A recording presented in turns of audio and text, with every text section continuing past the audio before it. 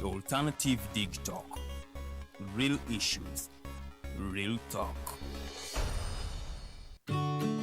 Hey Teddy, have you noticed how little attention science and health issues get in the media? Totally, Edgar, yet science information is very important. Yeah, for sure. That's why the Health Journalists Network is here.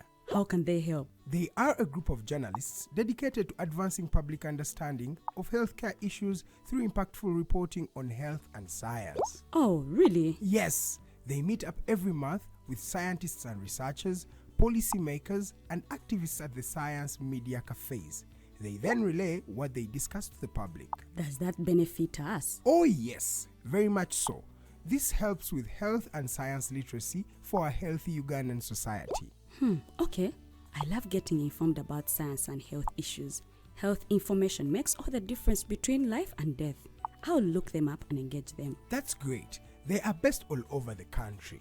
Oh, okay. That's interesting, and they should be making real impact. They are empowering health communities through journalism. Journalists can save lives just like doctors.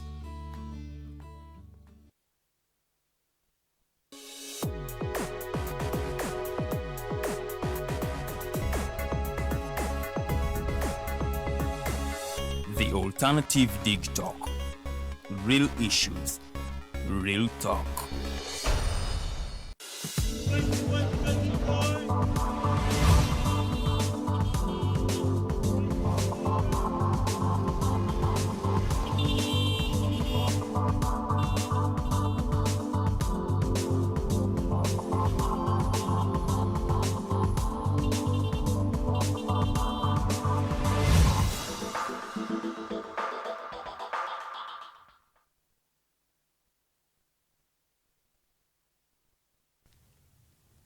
Nkukulisaayo nnyo mu kuwumulamu okwo program ekyali ya Mighty Drive nze omumbejja Luwedde Lilian ndino omukulu Dennis Tumuhairwe era nga ono yagala kwesimbawo ku bwa Lord Councillor Kampala Central. Agenda kubatubuulira manifesto ye eyimiridde etya era kiki oba oliawo ekyamuleetedde okusalawo ateera okudda mu lwokaano. Abamu balabyeko bagamba nti akalulu tekalina nnyo bibala by'amaanyi bye kaleeta naye ate ekyewuunyisa waliwo abakyakagenda waliwo abayingira process oba waliwo abatandika obutandisi. Ensonga zino atugambye nti azibaddemu okumalira ddala emyaka egiwera era asobola otubuulira ebyokulonda butabwe bizze bitambula. Omuntu yali yebuuziza kiki ekyamutanudde okubanga ate asalawo okwesimbawo ku bwa Lord Councillor wa Kampala Central. So nsaba okozesa comment section, tekayo ebibuuzo, tekayo endowooza, nja kuba nga nsoma comments zo nga show yaffe bwegenda mu maaso. Mukulu Dennis, awo nyine wetuba tutandikira. Kiki ekyakubagudde ku mulundi guno noga nti kanzireyo mu kalulu because okalabyeko engeri gye katambudde n'ekifaananyi ky'osiize mu ssaawa yaffe esoose kiraze nti oba oli awo akalulu tekalina nnyo mukakozesa for mobilization temukasuubiramu nnyo buwanguzi. Yes, ekisooka nsonga si nnyingi.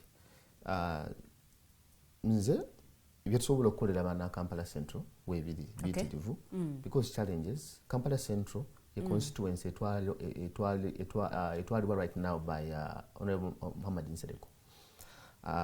Challenges nyingi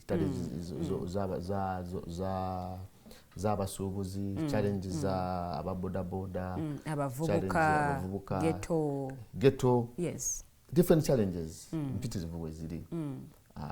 Naye sijja kusuubiza nti nze ezo zesinga okuba nga azindeeta nedda. Esinga okundeeta fe abeesimbawo naddala ab'opposition kyenzikirizaamu tuba tu advancinga mu advancinzi lutalo era tukozesa kalulu kano ku mobilizinga. Tetunoonya binoonya mirimu nti gwobeera mobilizer ow'ekitundu ekyo kukiddako ffe kyetusuubira. Right now tulina challenge nga Kampala Central nga walaba ebyagwa ku mwala gwe Nakivubo wansi ng'omusajja omu actually ejjo lyabalamu okuba yatonye ne gubooga neguzibya. Omusajja omu eyeyita omugagga yagenda n'akwata omwala n'aguwamba n'atwala ettaka. Awo awantu awo waliwo waliwo acres eziwerera ddala nga 15 poloti hamu zatutte zolaba nga hamu. Omanyi President Museveni yawandika ebbaluwa ng'amuwaawo naye tagendangao wansi physically n'alabawo. Bw'ofuna obudde n'ogendawo nolaba abantu wali enclosed weyatwala eri ettaka li very valuable. Eryo ttaka space ya ettaka lya bannayuganda ogw'omwala gwa bannayuganda. Project yona enkulaakulana yandibadde government egitakinga on nefuna sente obanga ezeewo zoba nekola otya oba ne partneringa n'omuntu yenna mu partnership arrangement. Naye banga bayinza n'oteekawo newe ekuba okubanga omwalo ogwo gutambula ne gufulumira luzira bwe guti kati guyitamu bwe guti paka lwigi eri. So actually nina muwongo yonna part of Nakivubo. So kati Nakivubo chaneyo ezo plots za sakolinze in they are worth billions. Nti agenda kubikawo atlevelingewo ateekawo structure atandika okusoloza sente. Nati kati yagamba nti ebintu bya government ebiseera ebisinga birwawo naye ate bw'abanga ye alina obusobozi bw'abanga yeesowoddeyo atuyamba lwaki muli against that? Kati ekisooka actually okwongerezaako nnyo sorry yagamba nti omwalo ogwo ebadde efuuse ntabiro ya bumenyi bw'amateeka. Ababbi bangi abeekweka mu mwalo ogwo bw'otunuulira n'okuba nti gubadde gulabika bubi n'engeri ekibuga gye kibadde kifaananamu ate nga tuli mu kwetegekera mpaka za AFCON kuba nti Nakivubo stadium of course kyekimu ku bisaawe ebyakakasibwa of course okuba nti sinabakkiriza nti AFCON esobola kugenda Nakivubo nga ne Kyani yalemedde okugendawo olaba Kyani obukyani yaganya ogende Nakivubo sichwa nti AFCON ejasobola kugendawo. Nebyo bigambo by'omugagga hamu eyita omugagga hamu. Omanyi obugagga olina kubanga luyale toli mu mbeera ya bubbi kubba ttaka kutwala byabwereere. Ne bw'abanga president kati omanyi ebbaluwa eyo yagiwandiika that means amukkiririzaamu okubakiriza enkyukakyuka. Ani ayokya backyard? Simanyi oba oliawo. Omanyi abantu sente ze bafiirwa ku backyard. Omanyi emirundi gye baayokya backyard baali bagiira ki? After bwe bamala okubokya bavaawo who was the beneficiary? Yali ani beneficiary? Si Amisi Kigundu nga bagamba nti omuli overstate lukutte ne bazaawo bivaati ne basonda sente ne baddizaawo abasuubuzi ne baddamu ne babokya emirundi 3 nga bajja bakwata bukwasi muliro. Twagenda kulaba omusajja ataddewo ebizimbe asolooza sente. Ekirala nina n'okukkiriza nti oyo si hamu. Yes, kubanga abalinawo amaduuka bagamba nti receipt zigenda mu maanyi amalala. Ye ayinza okuba nga ali administrator oba manager. So waliwo omuntu abbwa ettaka lya bannayuganda ng'ayita mu linnya hamu. Naye ate bw'abanga akola ekiyamba bannayuganda bonna tekiyamba ng'osolo totwala byabwereere. You see, ekiyamba bannayuganda government tewali muntu asinga government sente. There is no particular individual that has more wealth and money than a government. Ate mu Africa naddala. Pozi ng'olese omuzungu ba Bill Gates n'ogamba ono asinga government sezimu mu Africa. Okay. But eggwanga Uganda nti gw'oli individual eyo ogisinga sente then osobola n'okudonatinga ozibe oleete ebizibu because kati nalaba abakazi nga bafladinga emyala gikutte abantu emyala tekikyatwala mazzi you have blocked the drainage channels amazzi gayingirira abantu ng'ekigenderwako olina kimu kyokka kuzibawo oteekewo structure waggulu otandika okusolooza. Ezo plots are worth billions. Bwana amaze okuzimba waawo ajja kubasolooza obumbi bw'essente awo buli mwezi. Ate bw'abasolooza bamukambwe abanga yagula poloti ku ssente ze. Zino nsonga si za byabufuzi nga mugwanyu kutunulira enkulaakulana mwe ng'abakulembeze. Zino nsonga za bubbi bwa ttaka. Obwo bubbi bwa ttaka bw'enkulaakulana. Because Nakivubo kyana abaddewo for some time. Yes. Abadde open. Obumenyi bw'amateeka bubadde bugenda maaso abambadde bakolerawo. Ena kuba open. Kampala ali mu lutobazi. Enkuba yonna etonnya amazzi gakkirira wali wansi. Mu nkulaakulana y'ekibuga of course okusinziira ku plan mukulu hamu gy'atulaze eraga nti okay amazzi gajja sigala gatambula wansi eno waggulu ng'abantu bakolerayo emirimu. Okimanyi nti ekibuga kiba ne physical planning, drainage plan. Kampala ina drainage plan. Yes. Ina drainage plan which is not funded by the government. Government ekyalemeddwa okufundinga eyekwasa bino yekwasa biri ezimu ku nsonga lwakuba yagala kuyita mabega kosa abantu baayo etwalewo obutwazi eyo channel tulina abakulembeze abaali badde amaloboozi g'abannakampala eyo channel bw'ogizimba bulungi ng'okozesa ssente za gavumenti zennyini era amakubo gazibikula oyinza n'okuteekawo actually ebimuli n'obeautifyingawo waba nga balungi nnyo nga bali open omwala bw'oguzimba just for example bw'ozimba omwala n'ogubikka if you cover that drainage channel enkuba netonyere wiiki e Kampala ebizimbe biggwa so eyo hamu plan gyaleeta plan gyaleeta yandibadde yeebuuza ku what is the original plan of Kampala, what is the original plan of the drainage system in Kampala. Ye plan ya hamu eriemu yokka ekomaawo. You see gwe olaba stream of water ng'etambula amazzi tegabeera wano toyinza kuplaningira amazzi wanooka waliwo gye gava waliwo gye galaga when you block this amazzi gafuna ekkubo kati amazzi gabadde gakkirira awo bw'otaga planingira bulungi gaba genda kuyingira mu mayumba g'abantu era nga bwakoze otya nga bwe walabye so ebimu ku bituleeta to advance the struggle against this thuggery and the theft nti ffe tuli mu lutalo Lord Mayor Elias Lukwago bwe yalaba nga hamu ena wasooka okwesenza ku ttaka ly'abakatoliki wali ku mwala bwe yeesenza n'amenyawo n'azimbawo akantu hamu na Lord Mayor n'ayita olukiiko n'aweza resolution mu kanso n'agamba bannaye omuntu ono akoze bino it's against the law n'agamba nsaba resolution ya kanso tumukwate bakansa ne bagasigwe mulimu gwaffe now nze mbeera wali ku City Hall omuntu bamusanga eri ng'azimba ne bamukwata ne wheelbarrow ze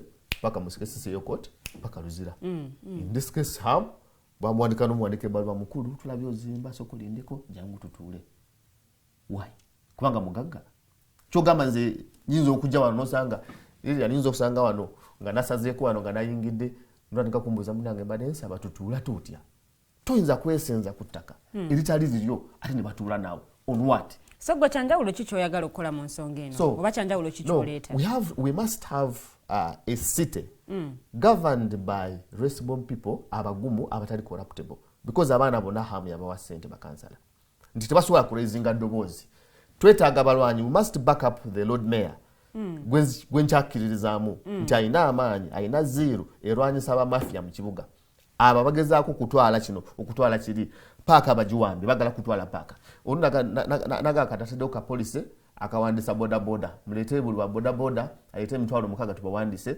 simanyi tubagyeko ki tests simanyi tubakole ki ebyekibbi byennyini polisi z'ekibbi you must have a leader who will not conspire with the thugs okuba trob bannakampala naye ng'asobola okulwanyisa obubbi obuli mu kibuga kati ate yeetaaga bakansalars abali farm netulabyeko like myself endooliito mu bukulembeze bw'ekibuga Kampala bakansala abamu boogera kirala Lord Mayor ayogera kirala so nga ate n'abakulu mu KCCA nabo boogera kirala ati ku nsonga ki ensonga ziba za njawulo for example waliwo ensonga ngeri entono ya hamu gyetutandikiddeko eya hamu egamba mbu Lord Mayor alowooza kino bakansala balowooza kino ensonga z'abasuubuzi z'abatembeeyi ku nguudo ne wesanga ate bakansala boogera kirala Lord Mayor ayogera kirala oba oli awo nosanga nga ne KCCA ayogera kirala oba oluusi abakulembeze eno Lord Mayor ne bakansalars boogera kimu naye nga ate ne KCCA ayogera kirala kati enjawulo eyo tosobola gyewala because technical staff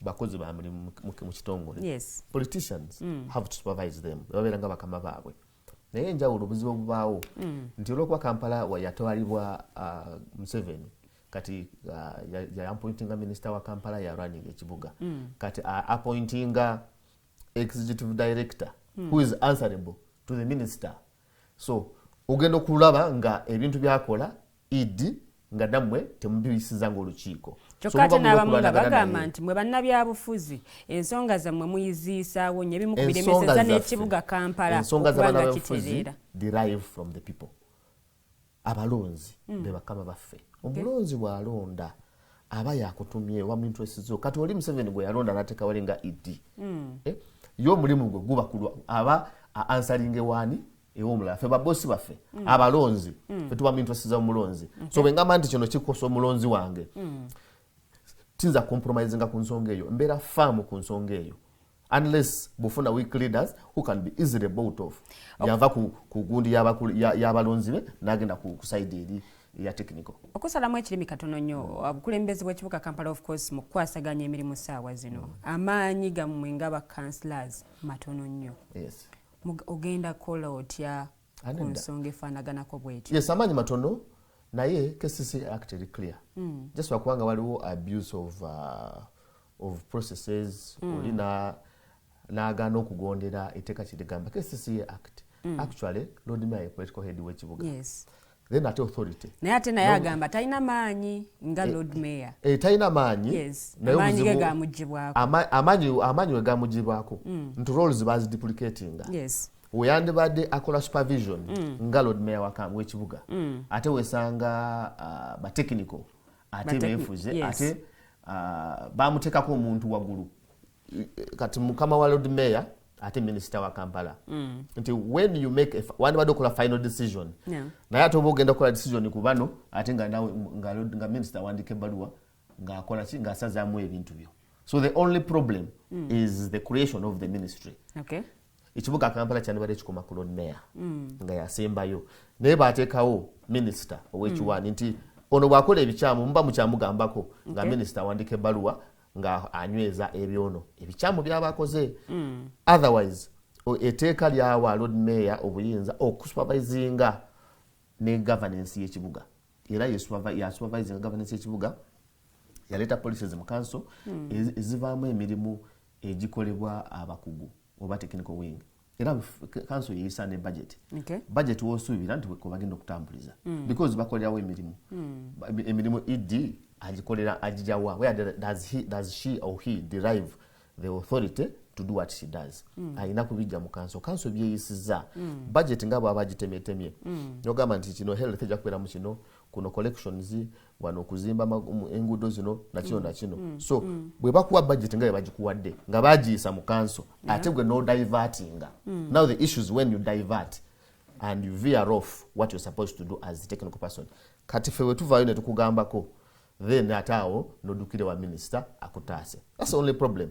Challenge eri nti waliwo ambiguity in the law nti baletawo omuntu omulala ate interfering ne powers za loodi mayor oba olukiiko olufuzi oba even authority.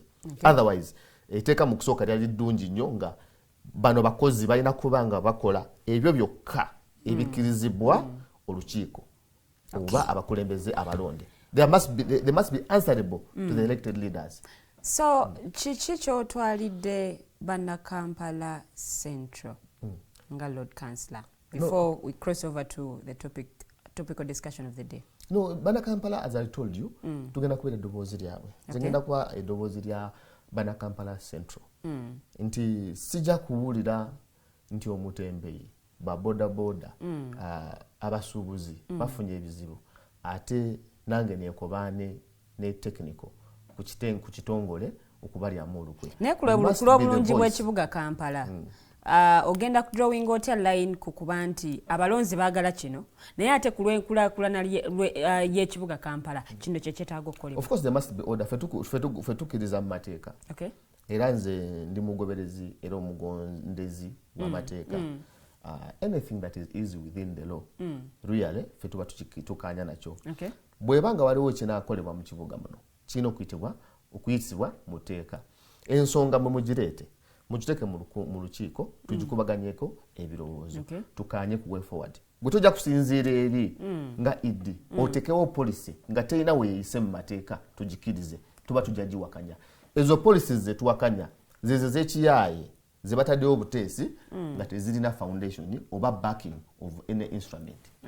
Tetuwakana buwakanya naye ensonga ze tugenda okukanya zeezo ddala nga tetwazikanyako mu lukiiko naye nga tulaba ate abakulu bazikola ki bazikola. Twagala enkulaakulana naye ng'etambula mu mateeka naye nga most importantly ffe abantu baffe abalonzi baffe betuwa ekitiibwa era bebabeera bakama baffe tukola ku lw'abantu ennyama.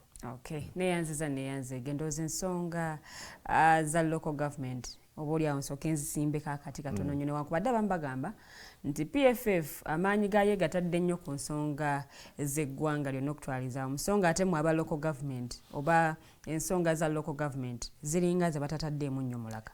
Yes, Uganda is under capture. I want to tell you that.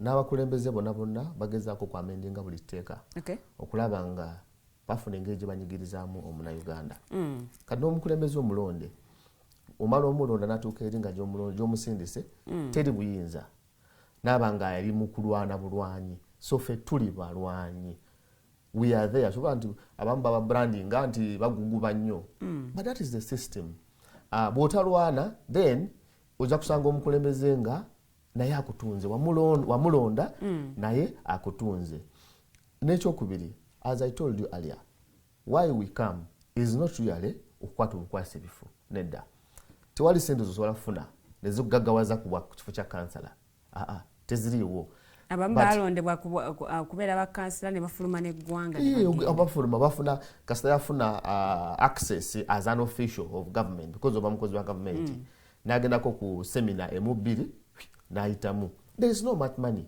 naye ekitubeeza wali is really to continue lifting the voice of the people ate ekirala nga tumobilizinga you must continue mobilizing the citizens okubanga really bategeera ebigenda mu maaso mu ggwanga lyabwe n'okubalwanirira such that bwe tuba tulina omukulembeze waffe nga ayina call yonna gy'akoze nagamba kati Kampala Central come tubeetaaga wano obenga you can manage actually to mobilize your people no tetuli mukulembeze kufuna bufunyi mirimu oba sente or something no we are here to support our people and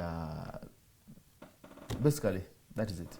Tuyingirako mu nsonga z'obwegassi bwa opposition oba none of this of that obwegassi oba obutegatta obwegassi oba oli awo n'obutegatta of course nga bw'ogambye tuli mu kwetegekera kalulu ka 2026 naye opposition eringa erimu factions ez'enjawulo abamu bakubagana ne bannaabwe bano balina kye balowoozaako kirala bano balina kye balowoozaako kirala abamu n'obutakkaanya na ndowooza za bannaabwe obuzibu buli ki muli selfish nnyo kakati ekisooka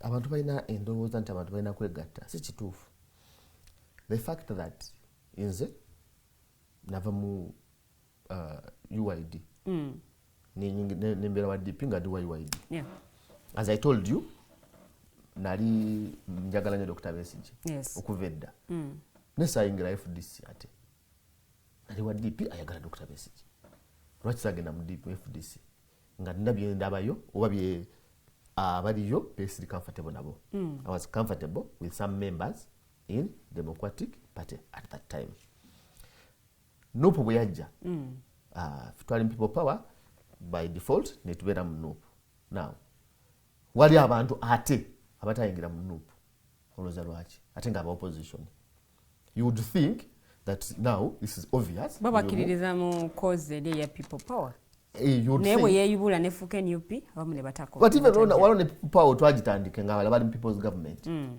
nga tebajja mu People Power so it is just ideologies zezaawukana nti ebibiina birina kubanga birina ideologies ebikirizaamu n'ekirala ekyangu nnyo kyoyinza okugamba convenience oli n'agamba nti nze oyo simukiririzaamu simukulembeze wange and that is a right a right given to you by the constitution nti tewali agenda okukaka okubeera n'abantu butakola ki abantu abalala so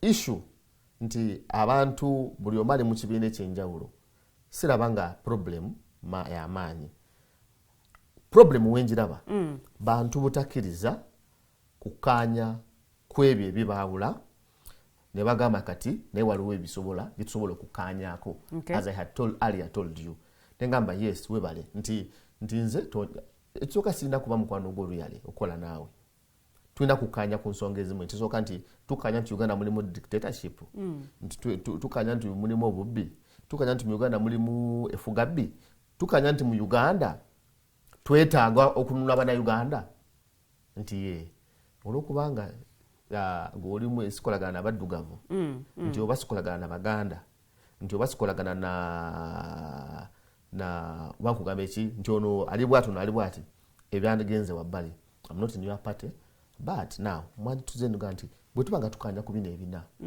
twandize ne twegattira ku bino ne tutuulira wamu ne tutambuza ebyo bikuyamba okwadvancinga the struggle naye obuzibu nti buli omu yeewulira eryanyi. Is it the reason as to why mulemeddwa n'okufrontinga one single candidate? Yes, kati oli yeewulira eryanyi. For example, waliwo ekibiina ekimu ekitambula kigamba nti ffe atali ku kibiina kyaffe ffe tugenda kulonda simbo ekyo emu. Naye ng'ate ekibiina ekyo kiri mu region emu. Naye kitambula kigamba omukulembeze wakyo agamba nti atali ku kibiina kyaffe tetumulonda. Of course, now, example kankwe y'ekibiina kya NUP bagamba nti bagenda kusimbawo ba candidates ku mitendera gyonna okwetooloola eggwanga lyonna. Ate ekitali possible. NUP tesobola kwesimba Uganda yonna. Ekyo ekyogeza ku mumwa naye erina weegenda okusimba weeyina amaanyi. Eyina amaanyi gaayo. Eyina amaanyi gaayo. But of course aba candidates baba nga beesowoddeyo mu bitundu by'eggwanga eby'enjawulo oyagala babagobe because eyo tebalinayo maanyi. Anedda kyeŋŋamba bajja kubasimbawo obusimbi. Yusi okusimbawo obusimbi nakyo si kyamakulu nnyo. Ekyo kya bulabe nnyo okusimbawo obusimbi. Okusimbawo kiraga nti ekibiina kyongedde okusimba amakanda mu bitundu by'eggwanga. Olina okusimba ng'olina ekigendererwa. You must abantu osimbawo nikata omuntu musimbyewo kabera mayido atagenda kuwangula oba musimbyewo katugambe akenava abampozi lango osimbawo omuntu elango nti nange nafunywa Pawa elango oba erukunjiri nsimbyewo obusimbi. Why would you? It is simple. Tula yitakena mutule ku mmeeza nge munange nze Kampala wano ninawo amaanyi madde nkusaba ompagire wano bwe najeera ngo nze kandeeta ogwe ngenda okubeerawo bwe nagenda erukunjiri nja kuba kwoyo Dr. Besigye yakola ekyo yalinga mu Kampala nga wagira abantu opposition ngajja egundi Lubaga nagamba wano Kasibante Moses najja mu Kampala so nagamba wano Lukwago najja Makinda nagamba wano gundi najja Kawempe nagamba Sebutwa Mutumba nga yalina obusobozi obusimbawo abantu wonna. Kati nama nagenda eyo mu Eastern Uganda naleeta ba Elisa Alaso nagenda Lukunjiri naleeta ba Jackson nagenda Kasese naleeta ba Winikiza. So nti bwagende Masaka najo bampuga bani. So what I mean nti omukulembeze ali ddala ku struggle. You cannot say nti nze kabo tabanga toli ku kibiina kyange sijja kuwagira. It's very dangerous. Era oyo ibigendererwa biba limited. Do you believe that numbers matter when it comes to a political party? Yes, politics is about numbers. Situfu. But how much numbers do you have? And waliwo kulowooza nti olina numbers nenga ziri limited. I want to tell you, abantu bonna balina amaanyi netegenkana. Omuntu ng'alina numbers mu region emu tayinza kwenkana na muntu alina average numbers mu region zonna. Tukogereko ku nsonga y'ekibiina ki PFF tekyafrontinze candidate this time round ku kifo ky'obwa president naye ate bagamba balina ba candidates babiri General Gregory Mugisha Muntu ate ne side eno batunulira ku kibiina ki NUP newankubadde aba NUP bagamba nti baali bayogerezeganyako ne kiba nti kyalema okukkaanyizibwa ku candidate omu wano waliwo ba candidates babiri. Honorable Joel Ssennyonyi yagambye nti biba byakubuzaabuza bantu nti mulina ba candidates babiri be muli mu kubackinga up. Muinono. Ssennyonyi asinga obunanfuusi sijja kugamba nti butamanya because amanyi. Wali omuntu ayogera deliberate nga byayogera abimanyi naye nga yeefuula tabimanyi. No, he said mwagezaako okwogerezeganya. Ssennyonyi tamanyi nti Besigye emirundi gyagenze ku kitebe kya NUP tagimanyi. Tamanyi olukiiko lwali ensambya tamanyi byagenda maaso ku lukiiko lw'ensambya. Tamanyi what Besigye has been preaching to NUP. So PFF ya extending their hand in the first place. Besigye yasooka okugenda ku kitebe kya NUP. Yali akimayo kyera joininga pate. Okwagala okukolera awamu. Yali agala kukolera awamu. So you should not just hide around. Ba NUP basalawo mbu bagenda kusimbawo candidates ku buli wamu. Era Honorable Kyagulanyi n'atugamba akomawo mu lwokaano. Okukola ki? Lw'okwesimbawo ku bwa president. Then akole ki? Akwate gwanga. Yes. Talina capacity. So ekibiina kyo bwe kibanga kisazeewo ne kigamba nti twagala tubakinge up candidate ono ne candidate ono. Idea yo gibayinga. Okuba ne ba candidates because waliwo enkolagano redde ne PFF baagala kuleeta NUP on board. No, kati ekisooka nga bwe nkugambye nti ebibiina byonna including DF, including Common Man's Party, including actually including UPC, including byonna ebyo bwekibanga bibanga biri ku opposition nga byo bigamba nti byagala kujjako kukyusa buyinza government byetaaga okutuula wamu. Ekyo kyo it is obvious nti teba muntu yena akulimba nti tetwetaaga kwegatta, era tewaliyo kibiina na kimu kisobola kulimba mbucho ku kyo kisobola okukwata obuyinza bw'eggwanga lino. Toyina structures, toyina na will, you must be seen. Abantu basoma just byafaayo, abantu bonna batutte eggwanga. Kabere General Yoweri Kaguta Museveni bwe era ajja mu kumuyinza yakola alliances n'abantu bonna, yalwanira wano ate ng'alina abalala balina eri. So nti bw'oba otwala obuyinza bw'eggwanga tosobola kujjangwa gwe a single person. Now obuzibu tubufuna nti abantu abamu batunulide obufu and they are using the platform they have oba numbers bwezoyita numbers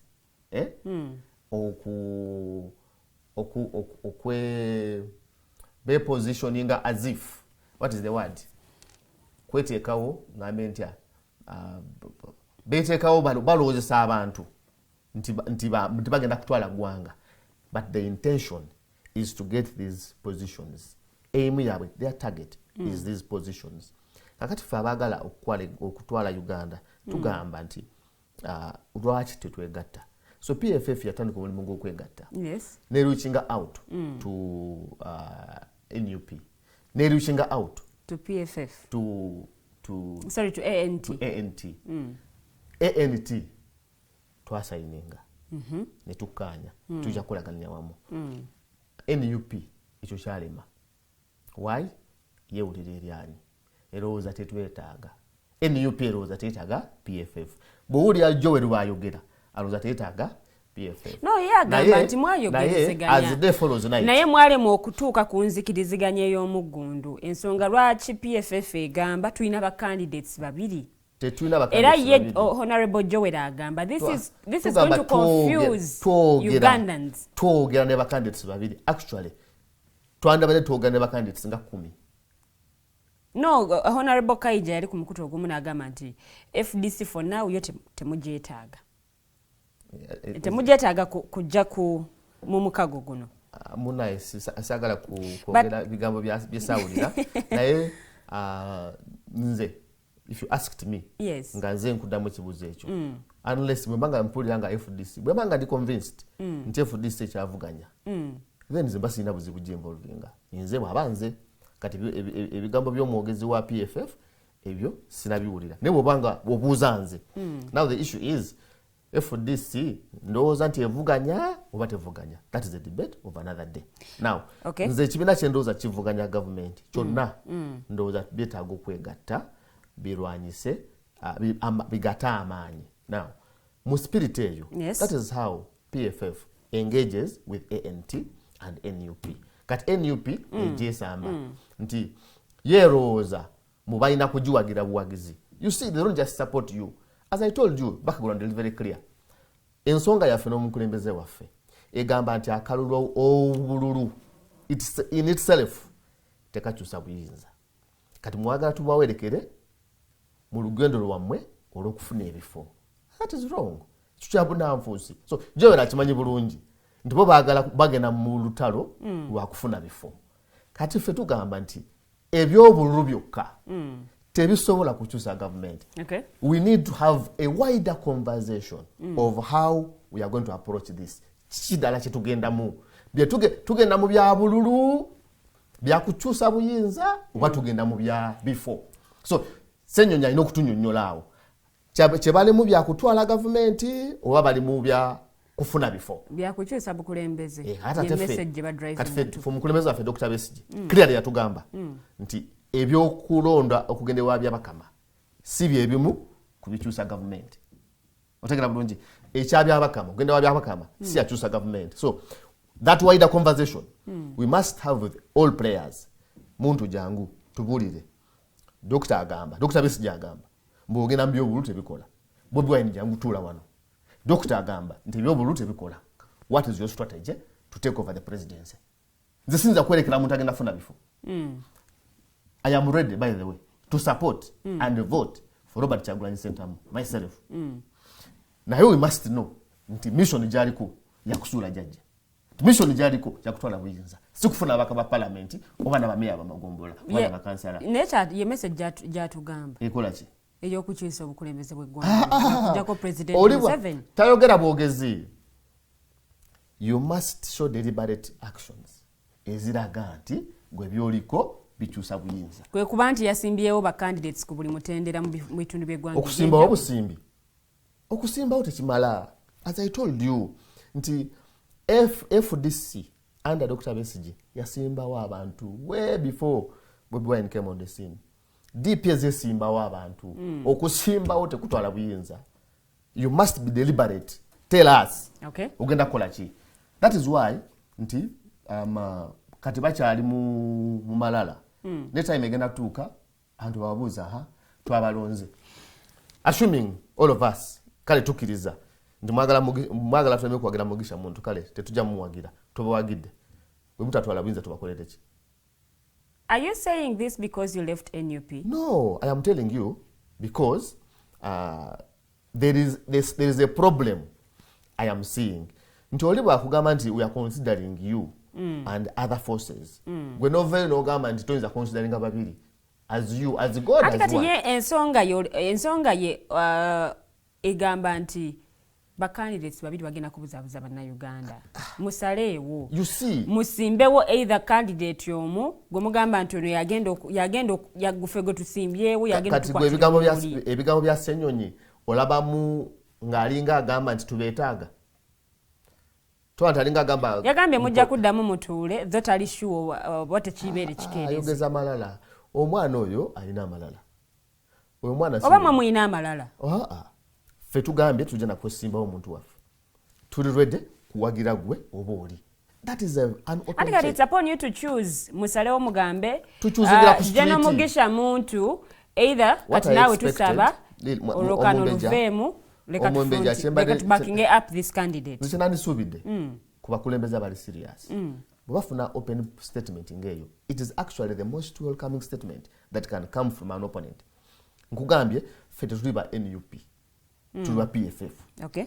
But the fact that tusobola okugamba nti tugenda kuwagira tusobola okuwagira owamwe. That is the most welcoming statement that can come from an opponent. That an opponent in the courts. Okay. Kubanga tetuvuganya NUP. Tuvuganya NRM. Naye tetukanya na bano. That means nabo bonna balinga ba opponents baffe. With the atmosphere right now, don't you think mulimu kwevuganya mwenga ba opposition? Anti kakati be batuvuganya. Nze bwe nkugamba nti nsobola okuwagira. That means nti my heart and hands are open. It is up to you to say, okay, osobola okumpagira nkole ki okumpagira. Okay. Dalanga bwobanga ddala obuwagizi wange obulabamu amakulu. Omuntu agamba nti tuconsideringa abakandidate babiri. Gwe n'omudismissinga outrightly. Kyekyobugwagwa kyenakalaba okuva eri omukulembeze. Alowooza nti mukulembeze ku level yonna. Ekyo kiba kitegeeza nti wakyaliwo immaturity mu politics. Abantu obuvunaanyizibwa tubakwasiza bunene. Tebamanyi buvunaanyizibwa bwe balina. Message ya PFF. Of course eri mu kwegattira wamu. It is very welcoming message. Okusimbawo candidate omune twalaba ebya TDA. Aren't we going to see the same things happening this time? And only fools don't learn from history. Nti omukulembeze wange Dr. Kyari agamba the reason why we go to school. You must learn from others' experiences. We must see what went wrong. Mwe muli fronting a message y'okwegatta. Yes, what went wrong in TDA. Naffe twalinamu interest in TDA at that time. Ffe tugambye now we have decided. Okay.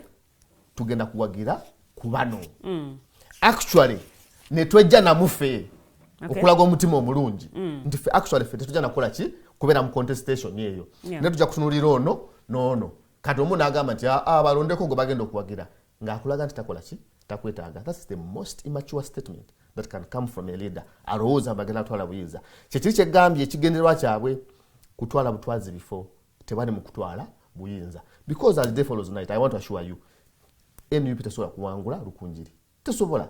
teinayo tosobola kuwangula lango tosobola okitegeera so kakata towa UPC you have not reached out to UPC ogamba ngenda kusimba ku buli omu ekitegeeza ne kabalo ogenda kusimbawo of course ng'ekibiina ky'ebyobufuzi kyonna nedda because tomala gasimba Okay. kyabulabe nnyo okumala gasimbawo if you can have a coalition abantu mukanye nabo nga bakkiriza n'okubawagira there is no reason lwaki osimbawo obusimbi tetusimbawo obusimbi really for what purposes okay kati awo twebuuza ensi yeebuuza ekigendero wakyo mukulu kyekiriwa abantu bagambe bali weddo okuwagira ate obavuma buvumi with the opposition fighting itself right now kuba nti munasonga muno olunwe oli aganya okukolagana nono don't you think muli mukuwa president Museveni leeway okuba nti kyanaku avaayo n'obuwanguzi come 2026 kyanaku nnyo kyanaku nti it comes to that it's very very sad nti this amateurist behavior n'okulwanagana mu opposition it will only come to that tosuubirayo kirala nti when you're not united nga temwegasse you can never take power as an individual buli omu alinamu weaknesses wali abantu nga begambye abagamba nti nze sironda Besigye nze Besigye simuwagala and that is a fact nato yatagala Besigye ayita yagala na Museveni then wali omuntu agamba nti sagala Museveni naate nekyagulanyi sikola ki simuwagala nekyagulanyi sijja kukola ki naye bw'alaba Kyagulanyi ng'ali ne muntu oba ne Besigye agamba wait a minute so bano bakaanyiza mupango ki oguli wano oyo omuntu bwakulaba ng'oli ne Akena oli ne Bobi Wine oli ne muntu oli ne Lukwago agamba nti wamanno kati bano batuleetedde kikyemuleese kati kyemubawa message gy'obawa kyangu okugikola ki okugipiikinga naye bw'ogamba nti gwe as an individual ogenze by yourself mukulu tosobola okay because Besigye yatulaga wano byonna yabikola according to me nze ndaba yabikola naye obubbi obuli wano wetaga united forces you need united forces to manage to handle this monster we have a monster onabeera nga because Museveni fears competition okuvuganya obuvuganya even before you kuvuganya okuwagira obuwagizi nebeera crime he monitors our phone calls he monitors our movements nti omuntu tasobola kubanga awagira opposition n'aba nga akola mu government genda mu government zonna institutions abantu abawagira opposition bali ku bunkenke boogera mu bwama tasobola gwera openly because these are state resources these are government establishments tuli bana Uganda no opposition muna Uganda omuntu yandibadde asobola okuwagira opposition nagenda mu office ye eya government because government does not mean Yoweri Kaguta Museveni government is us yes lwaki omuntu aba awagira opposition n'omuyiganya n'omugobane ku mulimu nti omuntu asobola kuwagira opposition n'abeera ku mirimu egya government omuntu asobola kuwagira opposition n'okugiwagira actively you become victimized, arrested, all these sorts of things so nti mumbeera nga tudiringa n'omuntu afaanagana bw'atyo we must be extra cautious and serious these things of joking around abantu bali mu muzanyo gw'ogamba so why should Ugandans trust you as we are heading for 2026 general elections nga embeera already eri mu kulaga nti opposition temwagala kwegatta mu butaagala kwegatta buli omu kati ali mu kufoomingawo kibiina kya byabufuzi buli atakkaanya na munne aggulawo kibiina kya byabufuzi Ugandans should not trust us Ugandans should trust themselves we come from the people tuva mu bantu so gwe bobeereyo n'ogamba nti gundi yagenda okukola ku bintu byange ku bizibu byange weekaabire anti gwe basindikayo okubeera eddoboozi lyabwe anti kakati ku nsonga ezibaluma omusindika wa mu lukiiko lw'eggwanga olukulu wafu wawambe palamenti yo mpambe tumusindise ku kanso wawambe Council mpambe, Parliament mpambe. Yona gy'osindika bawambe. So it's up to you. Omulonzi ateeka okweberera mu Uganda alina okumanya responsibility. Abantu bonna bokwasa. That is why omuntu omala kugamba binkwase n'amaana abikuddiza. So wawapanga buli wamu wawambe olowooza tomusindisa kuwagira NRM? Talina kuwagira NRM, nedda tekate NRM lumbe. Because bw'ogamba nti buli wamu wawambe, ani yawambawo? Situkaawe ejje mu bunnya. Atya? Munnayuganda ateeka first of all to demand. First of all, tegere ekizibu ky'olina. Okay. Understand the challenges at hand. Omanye nti okirize nti tulina challenges zino. Obubi biki. Then now okuatagane ne banno. Omukulembeze omusupporting mu struggle y'okwenunula. Okay. Nja kuwa ekyokulabirako ekyangu. Abaka ba parliament bayise etteeka twalyogerako eri emmwanyi. Eri ebintu by'obufuzi nzo kubanga likosa abakulembeze b'obufuzi. Yes. N'etteeka eri emmwanyi lyali likosa omulimi Omunnayuganda. Bannayuganda balina osituka because bamemba ba parliament be baweereza bali mu buwambe. Etteeka abasooka ne baligoba Museveni n'alizaayo. By force. Yes. N'abayita mu State House, n'abawa ssente, n'abatiisatiisa. Naga mudde muliise. Nena ati bannayuganda bonna tebasobola genda mu tteeserezo ly'eggwanga. Tebasobola kudduka genda mu parliament y'ensonga lwaki basindikayo abakiise baabwe okubeera amaloboozi gaabwe. You see, just important that the leaders did not mobilize. Okuyamba okumobilizinga. Okay. Naye nze bwe nzija mu parliament ngamba nze kuteeka naye nzija n'abalonzi bange 100 baze kundaba oba nteesa biki. Nomula n'abalonzi 100 abantu 100 muba n'abalonzi bameka baze ku parliament. It is very simple. Etteeka terisobola kuyita etteeka eryo. So yes, tuli mu buwambe, but there must be public participation and engagement. What is kati kugwange lifanaga bweriti ng'otrustinga omukulembeze omu Dennis agenda abeerewo yekka nga tomutunuulidde. It is simple. Kyova nti bakansala abo abawa ssente ne bakyusa ne batunda ebintu byonna. Nga bwonzeka ku nsonga eno ddala tukoneko ku nsonga y'okukwatibwa kw'abanna NUP kuli mu kugenda maaso ssaawa zino. Waliko mu kibiina ekyo booli awo n'oba nga wavaayo watandula ebigere okudda mu kibiina ekirala. Naye ebigenda mu maaso ssaawa zino of course okwetaba mu dduyiro w'ekinnamagye okwambalanga of course okwagala okwefaanaanyirizaako ng'abakuumaddembe ab'ekibiina ki NUP. Yeno strategy gye mwalina oba yeno design gye mwakola? Yeno engeri y'okuzoganya mu gavumenti? Nedda mikwano gyange baagwa mu trap. Mikwano gyange baagwa mu trap aba NUP. It was not called for. What wasn't called for? The parade? That parade was not called for. It was useless, irrelevant. Tena yalina mugaso ki? Tewali mugaso gwa parade. Tewali musango kwetaba mu parade eyo. Tewali musango gwe bakola. Tebalina musango. Even those drills tezirina musango. Omusango gwe babaggulwako ssaawa zino gwa kwetaba mu dduyiro wa kinnamagye. Anti nkunyonnyola. Okay. Tebalina nsobi gye bakola kwegatta mu parade. N'ekyali kyabudde okukola parade eyo. Nti nga bwe nkunyonnyodde ono dictator awulira obuwulizi nti owagira opposition n'akugoba ku mulimu. Awulira obuwulizi nti obadde oyimba ng'owagira oyimba Kyagulanyi ne bakukwata. Kati ate omuwa ensonga endala lwaki akunywereza ddala. Oba eno naye yali part of their ideology oba leadership style? Nedda. It was a very, very amateurish move. Yali gundi ya kijega. The drill yali ya kijega. It had no purpose. Bw'oba oyagala kuzoganya, there is ways we do it. Yeah. Deliberate. Abantu abo twali twagala basanga ku Kampala road.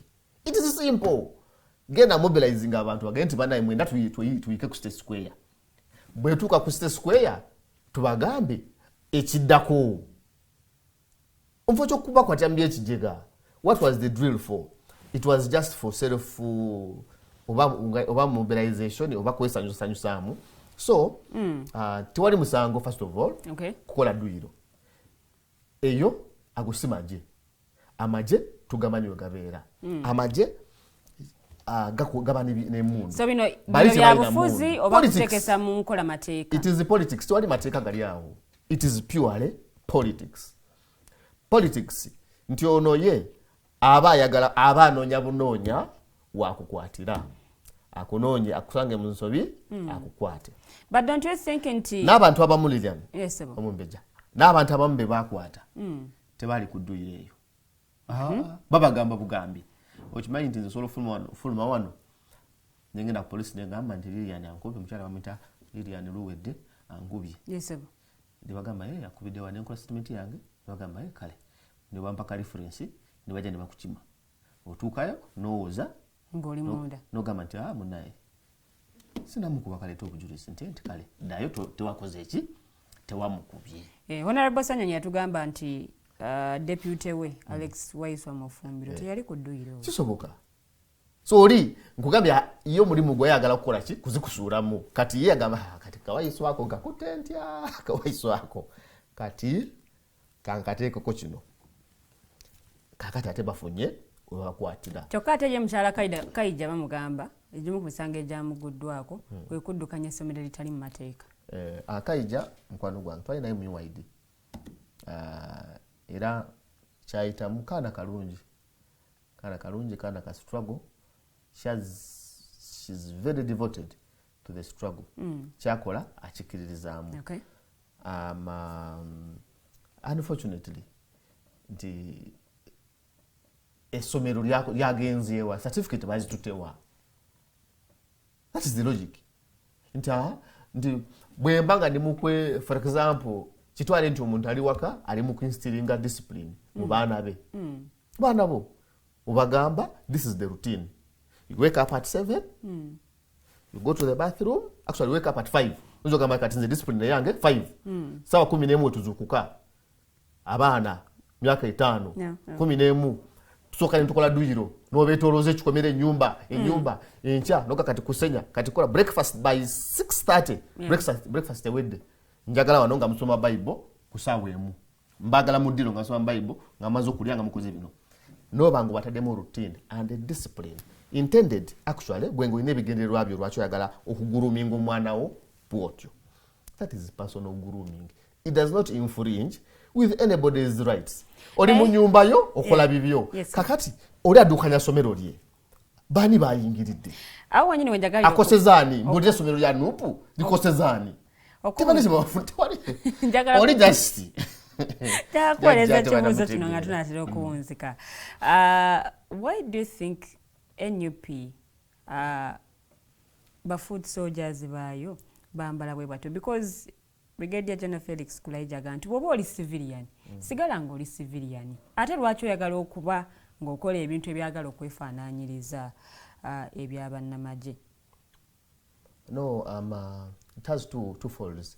Omanyi oyo omuntu wayambala bwatyo nga bolaba oyo bwayambadde engatto ziizo kirina buubwo. It is a mobilization. Balina n'ennyota. It is a mobilization strategy. Kakati olabe kifaananyi kirabika bulungi nnyo ekyo. Abantu bajja bakyagala then n'abajoininga different people. Kati it inspires. That image inspires. Bolaba batala informations. Omanya amajago amaje. Bolaba police waliwo police jensinga okwagala ene kuba band. Obalabye kakati waliwo abalinako ennyota. But they look nice. Obalabako buzibu. Kati ekyo kinspiring abangi okubaga ntamani kiri awo. Ate kati bobanga oli civilian bo bagamba boba oli civilian sticking ku byaba civilian be bambala. Toyambala byagala kwefaanaanyiriza. Yes. Anti ongabe lwaki NUP ekikola. It is a mobilization tool. Okay. It inspires. Abana babanga basimbye line we batyo. Ngabo balabye bali musululu moja. Bano ngaba abasajja bakuba band yabo. Bakuba band na formations nogaba na ekikino. Ngulabe entambule enyumisa. So it even inspires you oba oli awo kujoininga n'amagye. So this inspires people to join that movement. So it is a mobilization tool. Okay. Unfortunately, obuzibu bukirimu nti bali bakanywa omusaayi bakiraba ne baga kati bano bagala kutuwamba. Even when oba oli awo oyinza n'okusanga abantu tebalina plan tebalina kiddaku bayinza okuba bakomaawo ne baddeeka. Actually abasinga abaana abo bolaba. Yes, sir. Ovuro baziretera mu kaveera. azambalira ku kitebe natuka wali nayambala bulungi nakola bwati just kunyumirwa nekati oli kanywa musaayi atya nnyo due to time tugenda kuba tuwunzikira wano but what does this mean erimwe abali especially ku ludda opposition as we are gearing up for 2026? No, it is sad. Kiraga nti just tulina kwebereramu. Okay. Kubolinga byamuganda nti you must understand the task ahead of us. We must understand that we are not in jokes. We are not playing. This is not a game. My brothers out there, wala balowooza nti tuli mu muzanyo. It is not a game. Okay. Surely. So tulina kumanya the task ahead of us and understand how to deal with the challenges. Tuleme kwerimba kulowooza nti tuleke trivialities waliwo obuntu nga ddala busongasonga ddala. Okay. Tumanye nti bannayuganda ddala balina obuzibu beetaaga kununula. Tulina bannaffe be bakutte abeetaaga okujja mu makomera. We must take the challenge, the task ahead of us very seriously. Tumanye nti eggwanga litunulidde era lyetaaga buyambi na bununuzi. Kubanga yeffe tuliwo. Anti omuzayi ajja kubeera eri obuzibu abeereyo n'atamanya nti ye yaliwo.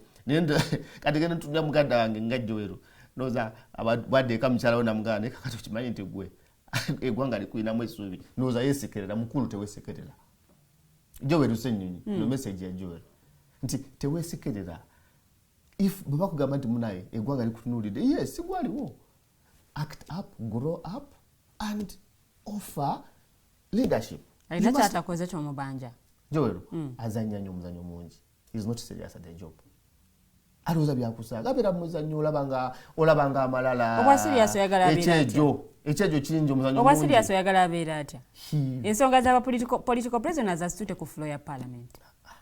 You see manyiko mikwano gyange egimu nga gyasoma art kyangu nnyo okujja no acting nga noddeeka noseka busesi sibula abatulaba be serious. So abatulaba naawe omumbeja neyanziza nnyo ne muganda wange Norman Tumuhimbise ne management mikono gyaffe abadde wano ku kamera neyanze okunkyaza bana Kampala Central yenze Dennis Tumuhairwe owamwe owedda tubina nnyo abeeka mocha ab'omu Kisenyi 1 Kisenyi 2 Kagugube Bukesa kitamanya ngamba ebyalo byonna ebiranya Ukololo na Kasero tujja neyanziza nnyo neyanze akudira mu luyimba taluwoomya era ebigambo byesaagala kubaako kigambo na kimu kyennyongerako wabula okubategeeza nti akaseera kali bakatuuse weewaawo mumulabiranga ddala omukulu Dennis Tumuhairwe ku bwa Lord Councillor Kampala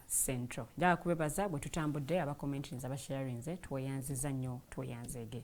Njagala kubasiibulira wano ate n'okuba nga mbagaliza olunaku olulungi tusinkana omulundi ogujja mweraba.